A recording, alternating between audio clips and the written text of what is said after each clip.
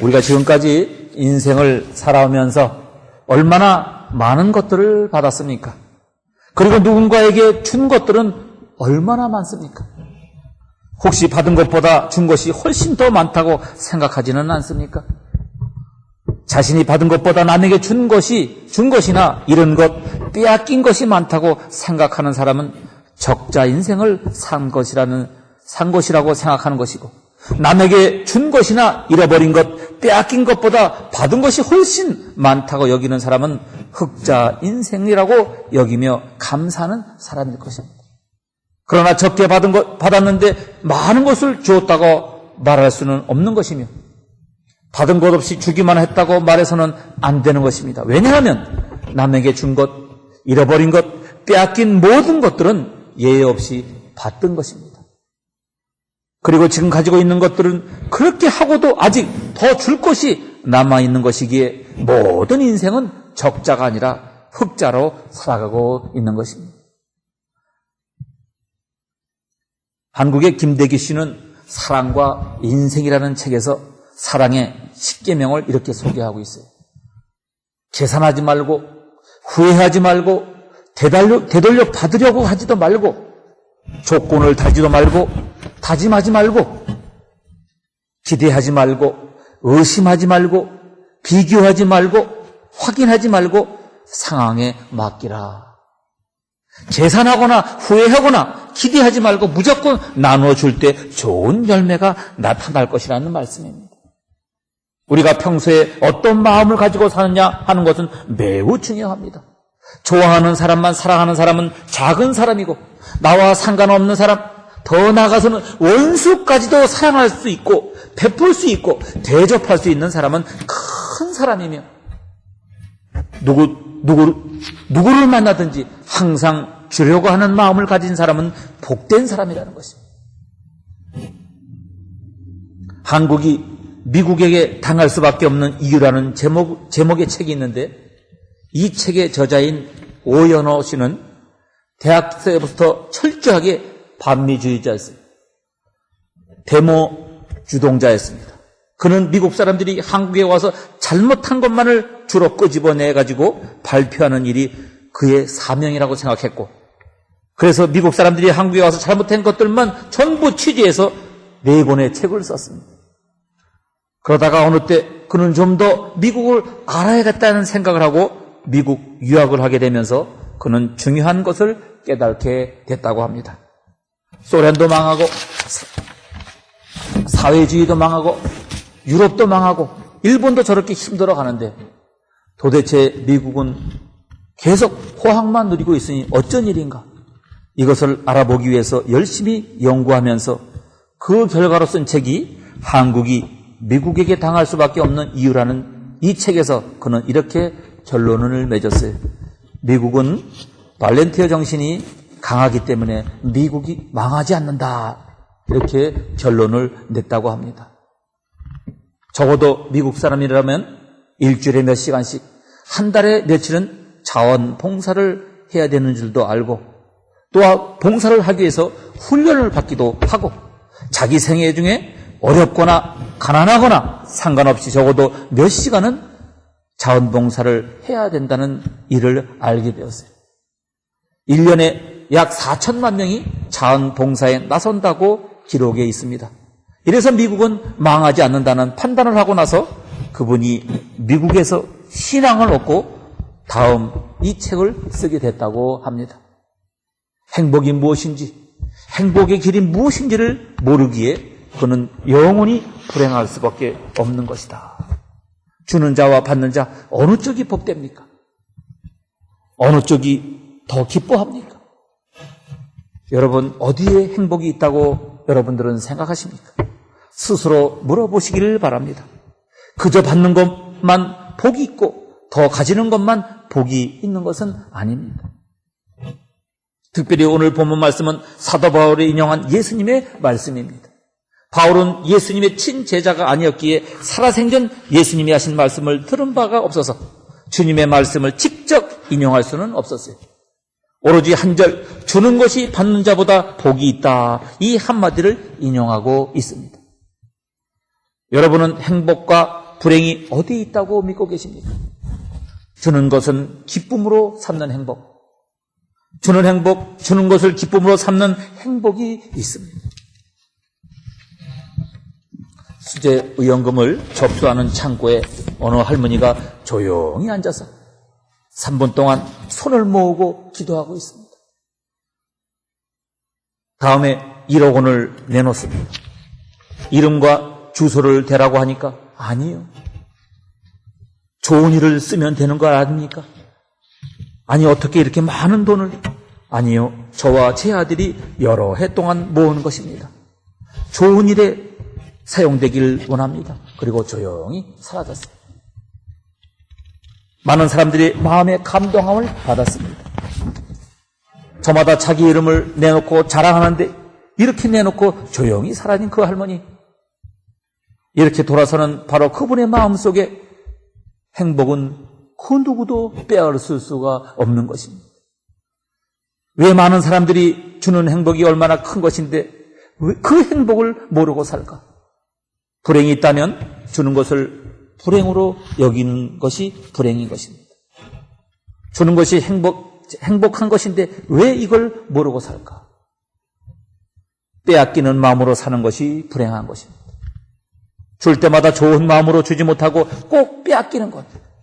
체면 때문에, 뭐 때문에 할 수 없이 자식에게 주는 것까지도 강도만 하는 마음으로 주고 한평생 빼앗기는 마음으로 사는 분들이 있습니다. 한 번도 남을 기쁘게 할 줄 모르는 사람이 있다면 먼저 자기가 불행한 것이고 자기가 비참해지는 것입니다. 마음으로 한평생을 사는 사람이라면 그 얼마나 신세가 가련합니까?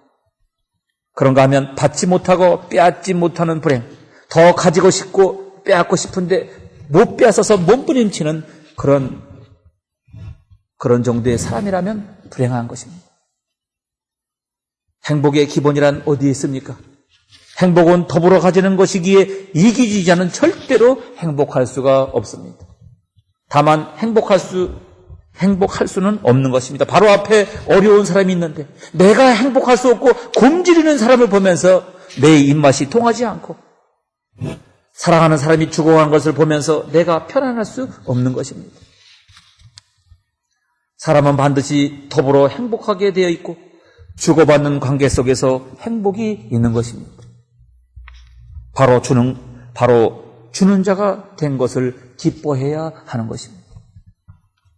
어차피 우리는 주고받는 가운데 받는 자와 주는 자 어느 쪽이 되고 싶습니까? 어느 쪽이 되어야 하겠습니까? 주는 자 된 것은 기뻐하는 그 마음이 중요한 것입니다. 또 줄 수 있다는 것이 얼마나 좋은 일입니까? 대체로 보면 기회를 다 잃어버리고 뒤에야 후회하게 되는데 오늘도 다소라도 남에게 줄 수 있다는 것이 얼마나 좋은가요? 위로받기보다는 위로할 수 있는 입장에 있다는 것이 얼마나 좋은가요? 병원에 가보면 방문받는 자와 방문하는 자가 있는데 방문하는 자 편에 있고 오늘도 이런 기회가 있다는 것이 얼마나 좋은지 모릅니다. 편안하고 건강하고 잘 뛰는 사람이 되어서 줄 수 있는 기회가 우리에게 주어져 있다는 것이 얼마나 큰 행복 중에 행복입니까? 내가 남에게 무엇을 줄 때 그 받은 자의 기쁨에 내가 동참하고 함께하는 거기에 교감이 있는 것입니다. 이것이 인생을 사는 기본 철학인 것입니다. 어머니들은 자기 아이들을 사랑하기 때문에 자기가 먹고 싶은 것도 아이들에게 주고 아이들이 먹으면 좋아할 때 자기 입에 들어간 것은 없지만 자신이 더 좋아하는 것이 이것이 사랑의 기본이기 때문인 것입니다.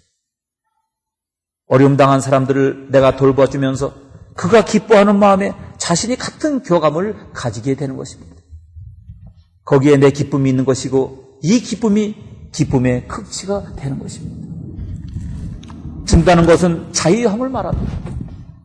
때로는 받으면 한편으로는 좋지만 마음이 무겁고 괴로운 것은 주는 자만이 언제나 자유할 수 있기 때문인 것입니다. 언제든지 상대방을 기쁘게 하려고 하면 주려는 마음으로 가득 차 있어야 이것이 그리스도인이요 이것이 행복할 수 있는 비결인 것입니다. 의를 주고 생명을 주고 음식을 주고 받은 자가 아니라 주는 자가 행복한 것입니다.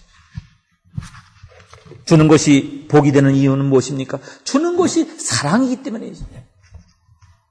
주는 것을 좋아하고 대접하는 일에 열심인 사람들이 모여있는 곳에 언제나 사랑이 넘쳐나는 것입니다. 하나님은 우리에게 사랑이 무엇인지를 보여주셨습니다. 우리를 사랑하셔서 우리를 위해 이 세상에 독생자를 보내심으로써 멸망할 수밖에 없는 우리를 살려주시고 우리로 하여금 구원을 얻게 하여 주셨습니다. 로마서 8장 32절에 우리가 아직 죄인 되었을 때 그리스도께서 우리를 위하여 죽으심으로 하나님께서 우리에게 대한 자기의 사랑을 확증하셨느니라 했었습니다. 자기 아들을 아끼지 아니하시고 우리 모든 사람을 위하여 내어주시니가 어찌 그 아들과 함께 모든 것을 우리에게 은사로 주지 아니하시겠느냐 했습니다. 이처럼 하나님은 우리를 아낌없이 사랑하고 계십니다. 사랑은 섬기는 것이고 대접하는 것이고 주는 것입니다. 마음을 주고 시간을 주고 물질을 주고 나아가서 사랑하기 때문에 생명까지도 바치는 것이 사랑입니다. 하나님의 계명을 지키는 사람은 모든 복을 다 받는다고 말씀하셨으므로 사랑하면서 사는 사람은 하나님을 기쁘게 할 뿐만 아니라 모든 복을 다 받을 수가 있는 것입니다. 주는 자에게 행복이 있기 때문입니다. 대부분의 사람들은 돈이 많으면 많을수록 행복하리라고 생각합니다. 또 공부를 많이 하고 출세를 하면 행복해지리라 생각들을 합니다. 뿐만 아니라 인기가 많을수록 유명해질수록 더욱 행복해지리라 생각을 합니다. 물론 일시적으로 행복을 만끽할 수 있습니다. 그러나 얼마나 많은 문제가 생기는지 또한 모릅니다. 그 물질 때문에 그 명예 때문에 반드시 대가를 치러야 합니다. 그러므로 진정한 행복은 이런 것에 있지 않습니다. 왜 기쁨이 없습니까? 다른 사람들을 기쁘게 하지 않기 때문에. 항상 기쁨이 넘치는 가운데 살려고 한다면 다른 사람을 기쁘게 하면서 살아야 합니다. 왜 행복하지가 않습니까? 다른 사람을 행복하게 해주지 않기 때문에.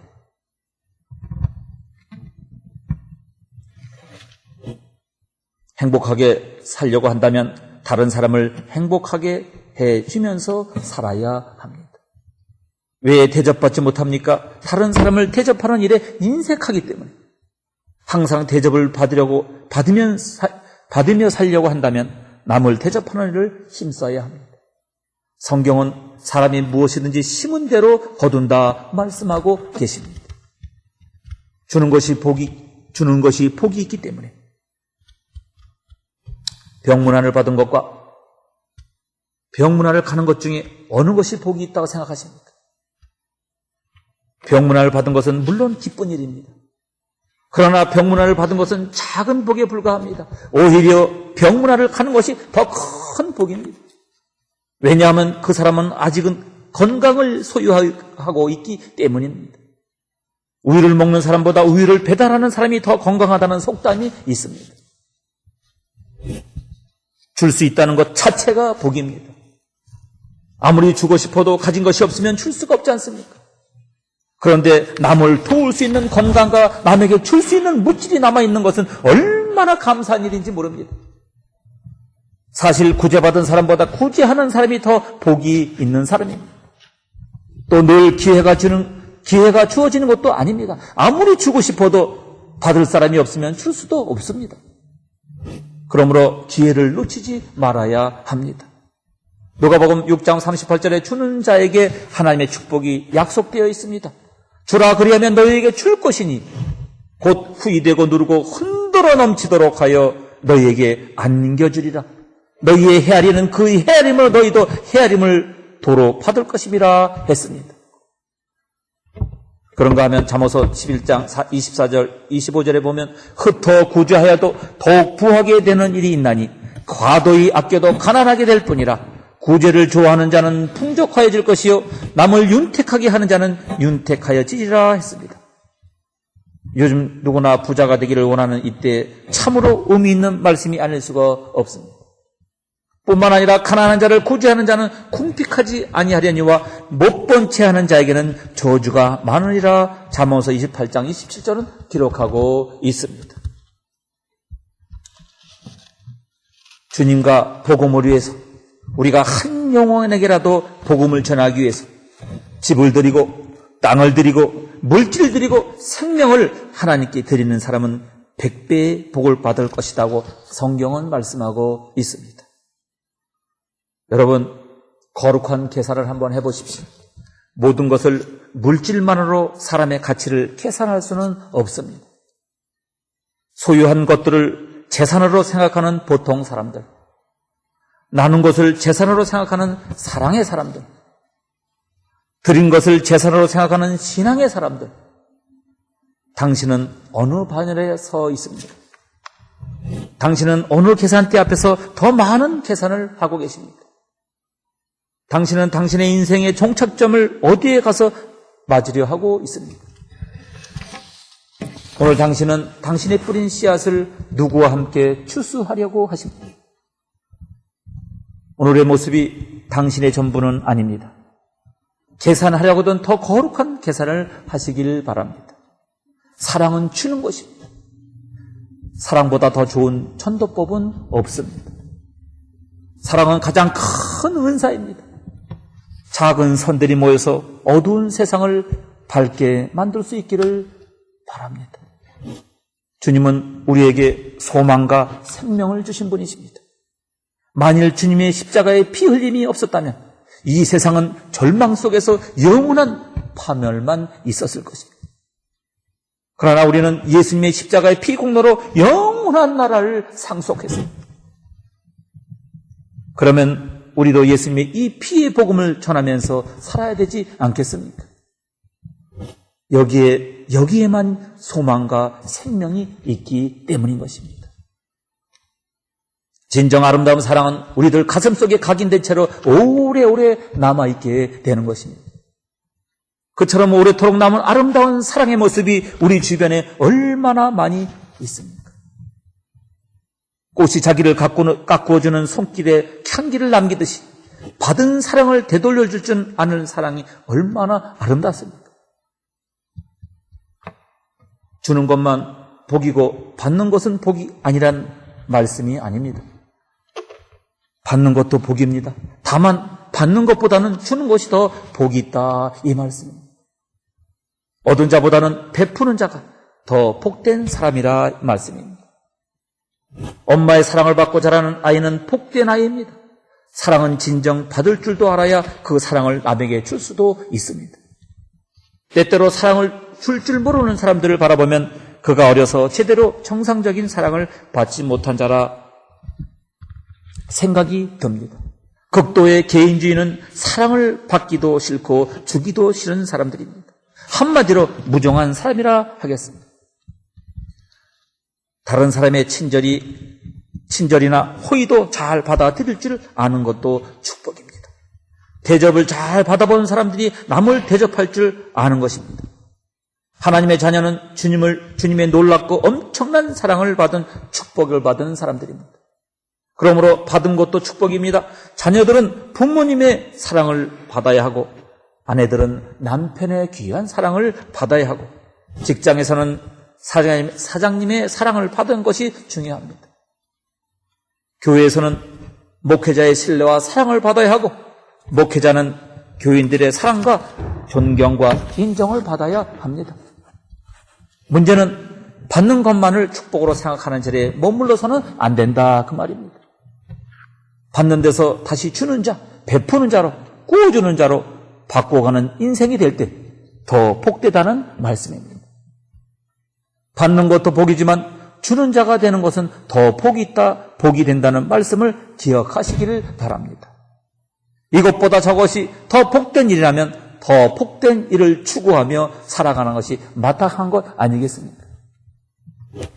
예수님의 사랑을 받는 것도 축복이지만 그 사랑을 받은 후에 그 사랑에 고마움을 느끼고 주님께 내 몸과 마음과 물질을 드리는 자가 돼 더 복된 그리스도인들이 되어야 하겠습니다.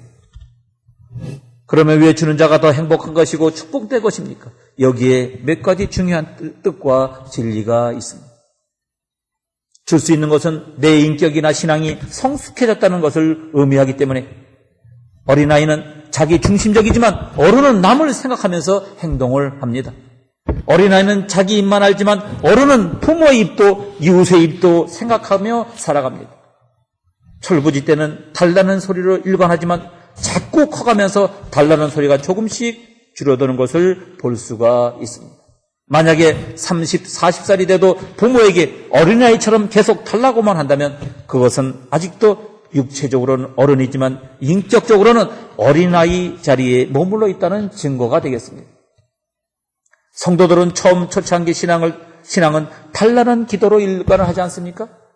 그러다가 신앙이 성숙하고 성숙해지면서 달라는 기도에서 이제는 주님의 사랑을 받았으니 나의 무엇으로 은혜를 보답할 거라는 기도로 바뀌어질 때 그 신앙은 성숙해지어가는 징조라 하겠습니다.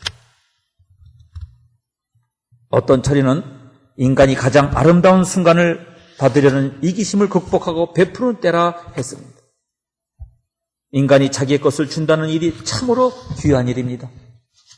나의 것을 남에게 베푼다는 것은 정말로 아름다운 일입니다. 나의 것을 하나님께 바치는 것이 성숙한 신앙입니다. 그러므로 줄 수 있는 마음과 베푸는 태도가 바로 그의 인격과 신앙이 성숙해졌다는 뜻이니 어찌 이것이 복된 일이 아닐 수 있겠습니까? 아직도 나이를 들었으면서도 성숙지 못하고 철부지 인격과 신앙에서 이제는 받는 자보다 주는 자로 인생을 바꿔야 하지 않겠습니까? 주는 것은 참된 기쁨을 선물하기 때문에 더욱 행복한 것입니다. 자녀들을 위하여 선물을 준비하는 부모님들의 기쁨은 선물 받은 자녀보다 더 큰 것입니다. 젖을 주는 어머니의 보람과 기쁨은 젖을 빠는 어린아이보다도 더 흐뭇한 것입니다. 받은 것이 외형적 기쁨이라면 주는 것은 내면적인 기쁨입니다. 조지 피답이라는 사람은요, 그의 막대한 재산을 자선사업과 교육사업을 위해 내놓으면서 이런 말을 했어요. 내 평생에 걸쳐 피와 땀을 흘려 모은 재산을 내놓는 것은 확실히 어려운 일이지만 결단하고 내놓을 때 재산을 모을 때 기쁨보다 더 큰 기쁨이 있다는 것을 알고 자원해서 이 재산을 내놓을 수 있다. 이런 조지 피다피 같은 사람들이 우리 사회에 많이 있다면 이 사회가 얼마나 지금보다도 더 살기 좋은 사회가 되겠습니다. 주는 것은 주님의 삶을 닮아가는 모습이기에 더욱더욱 행복한 것입니다. 성부 하나님은 이 세상을 창조해서 성자 예수님을 인간들을 위하여 자기의 살과 피 한 방울까지도 아끼지 아니하시고 우리에게 주셨습니다. 야고보 1장 17절에 각양 좋은 은사와 온전한 선물이 다 위로부터 빛들의 아버지께로 내려오셨다 했습니다. 성령 하나님도 연약한 인생들에게 능력을 주시고 권능을 주셨습니다. 그러므로 하나님의 삶을 받아들이는 삶이 아니라 하나부터 열까지 모두 주시는 삶이었습니다. 예수 그리스도가 이 땅에 오셔서 인간들에게 받으신 것은 없고 모두 다 우리에게 주셨습니다. 그러므로 하나님의 자녀들이 베푸는 생활, 주는 생활, 바치고 드리는 생활을 한다는 것 자체가 주님의 삶을 닮아가는 것이요, 그리스도의 길을 따라가는 길이라 하겠습니다. 마가복음 25장에 하나님의 심판이 있는데 양과 염소의 삶을 주를 위해 아무것도 하지 않는 삶입니다. 옥에 갇힌 자, 헐벗은 자, 배고픈 자를 도와주는 일이 곧 주님을 대접하니라 말씀하셨습니다.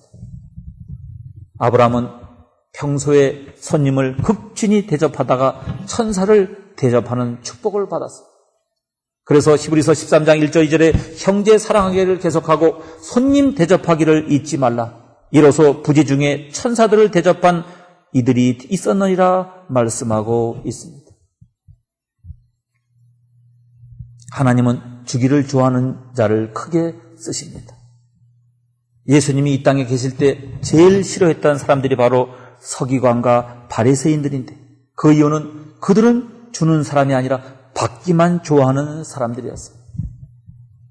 시장에서 인사받기를 좋아하고 상자에 앉아서 대접받기를 좋아하고 많은 사람들에게 칭찬받기만을 좋아했던 사람들입니다.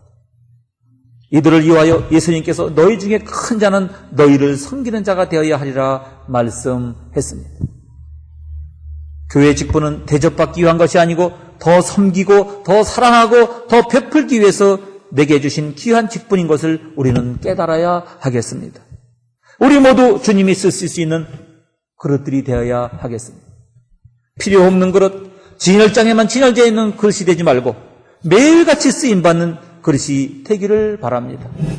그러기 위해서 받는 것보다 베풀고 바치고 드리는 것을 더 우선할 수 있는 행복한 성도님들이 되시기를 주님의 이름으로 축원드립니다. 기도드리겠습니다. 고마우신 아버지 감사합니다. 우리들의 이 가시밭 같은 마음을 하나님의 말씀으로 다시 한번 옥토가 되게 변화시켜 주심을 감사합니다. 하나님의 뜻에 온전히 순종할 수 있는 아버지 뜻을 이루는 우리 모두가 되어서 하나님께 영광 돌리고 이 땅에서도 하나님이 주시는 그 놀라운 풍요로운 은혜를 나누며 살아갈 수 있는 우리 모두가 되게 하여 주시옵소서. 손대접하기를 힘쓰는 성도들이 되어서 하나님께 영광 돌릴 때 우리 모두는 복된 삶을 살아갈 줄로 믿습니다. 영광과 존귀를 홀로 받으시옵소서. 존귀하신 우리 구주 예수님 이름 받들어 감사하며 기도 올리옵나이다. 아멘.